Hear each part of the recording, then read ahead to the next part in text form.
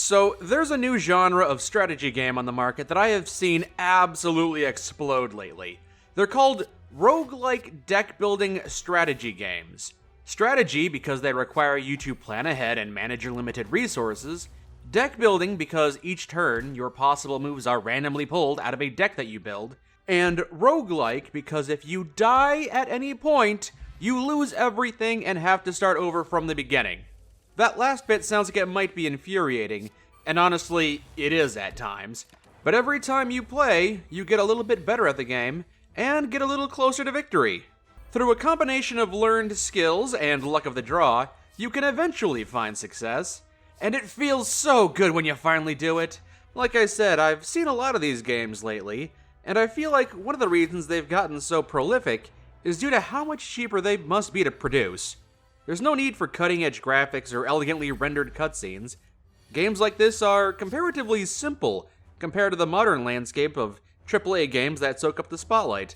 Their simplicity is welcome on the consumer's end as well, as you typically don't need the latest and greatest hardware to play these games. They tend to take up less than a gigabyte of storage space, notably less than other offerings these days. Looking at you, 200 gigabyte Call of Duty. Now, the game that kickstarted this genre into high gear seems to be Slay the Spire back in 2019. It wasn't the first in its genre, but it does appear to be the catalyst for the recent deluge of games I've been seeing.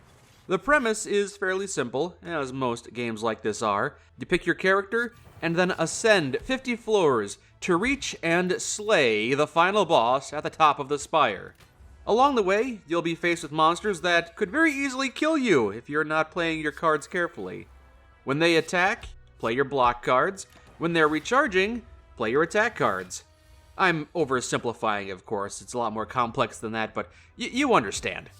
Enemies will get progressively more difficult over time, so you will need to keep improving your deck.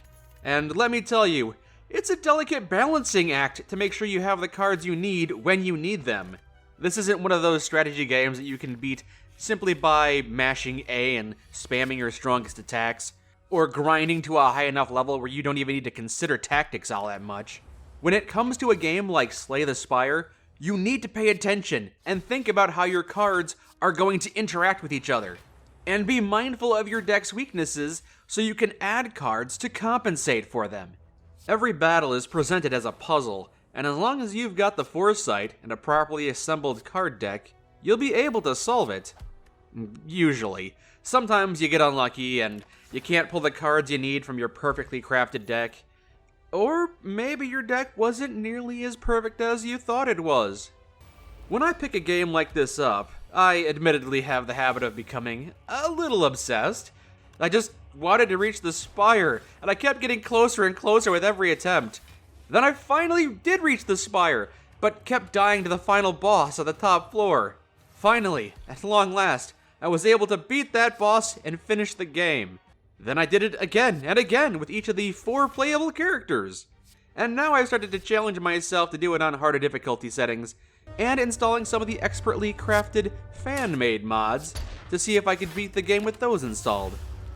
I just can't help it. It's such a satisfying game to revisit. There's a lot of complexity, and even after putting so many hours into it, it still kicks my ass again and again. But instead of surrendering, I try a new approach, experiment with new tactics, and try to learn from my mistakes. So yeah, the game requires a lot of patience, and it's very punishing to those who would play the game absent-mindedly. It certainly isn't what I would recommend to somebody who's looking to dip their toes into the genre. For that, I would suggest something like Inscryption, which was my first foray into the deck-building roguelike strategy genre, even before I knew what those words even meant. Instead of selecting combat moves for your character to perform, you're summoning monsters to fight on your behalf.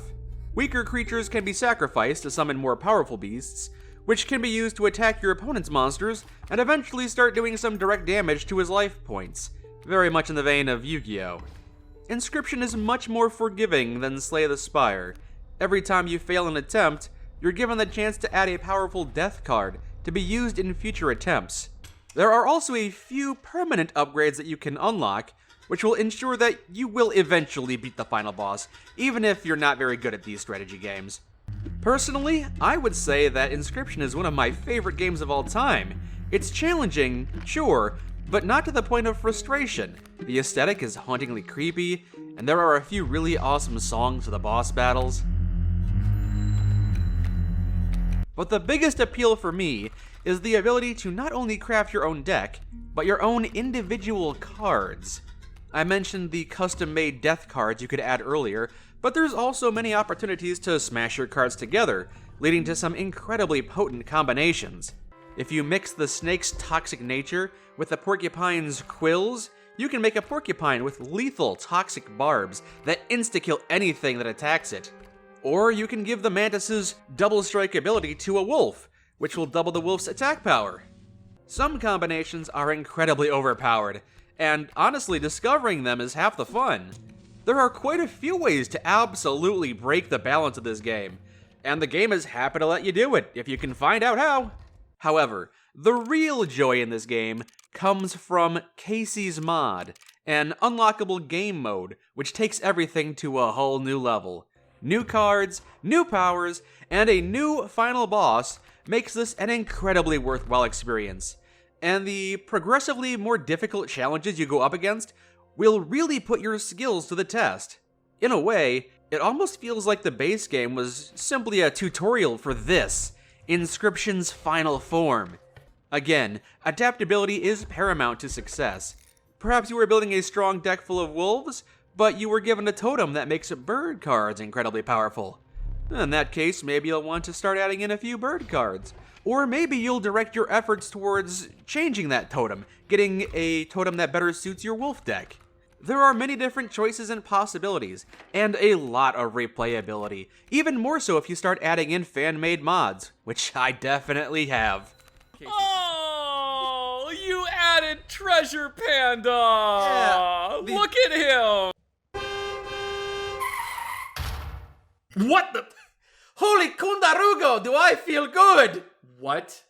Prepare to get punched in your face! You're gonna fight the 4 horsemen of the apocalypse? Pestilence, bringer of plagues, desecrator of the ill! The next big deck-building roguelike that I played was Elena of the Arena, which is another game that follows the format of a single warrior fighting their way past waves of enemies. The biggest addition to this one is the incorporation of battlefield positioning, as your location in the arena will determine who is in range to attack you or be attacked by you. Building up a strong deck full of powerful combat abilities and blocks are still important, but need to be balanced alongside being able to reposition quickly and escaping devastating enemy attacks. Some offensive cards have different combat patterns, so placing yourself in a spot to hit many enemies at once means you'll get more value. You can evade an enemy's attack by stepping back, you can push them out of position, you even have the ability to switch weapons in the middle of combat, which is tactically intriguing. For example, you can use one of your item slots to store a crossbow, and then if the enemy is too far away for a proper sword swing, you can swap to that and shoot them. Additionally, the crowd will throw useful things into the arena from time to time, and if you can maneuver your way to those things, they can really come in handy. Healing potions and weapon upgrades are always welcome, but there have even been a few times where my back was up against a wall, things looked grim, but I picked a rock off the ground and threw it at the enemy for a single point of damage, which turned out to be a clutch play that made the difference between life and death. Nail-biting battles like that can really get the blood pumping. Now, you would think a game like this would be even more difficult than Slay the Spire, as battlefield positioning and movements are new things that need to be taken into account. However, I find Elena of the Arena to be much more digestible. Instead of 4 different playable characters, each with their own set of cards and game mechanics to learn, there's really only the one character, with a few minor variations in starting equipment and playstyle. And being able to reposition yourself means that you can generally fight 1 or 2 enemies at a time, instead of constantly being attacked by everything all at once. It still provides an adequate challenge without being dauntingly complex. And the presentation is amazing too. The sprite work looks very nice, the music is really energetic, getting progressively more intense as your foes get deadlier and deadlier. And the onlooking crowd isn't silent either, cheering and gasping as you put on a show for them with multi-combo attacks that whip them into a frenzy. Defeating a tough enemy can be satisfying, but doing it as the crowd thunderously erupts and showers you with gold for your performance? Oh, that feels good. So yeah, these are all the deck building roguelikes I've played so far, and I've greatly enjoyed each one of them.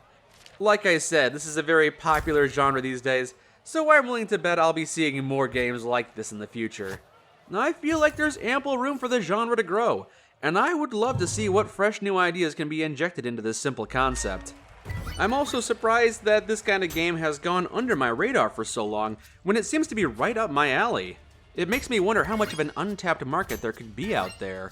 But yeah, if you love strategy games and haven't tried these out, they're a good value. I've spent dozens and dozens of hours in each one, and these games are generally pretty cheap, so if that's how you measure a game's worth, then yeah, you can definitely get a lot of value here. That's all for me for now. I'll talk to you again soon.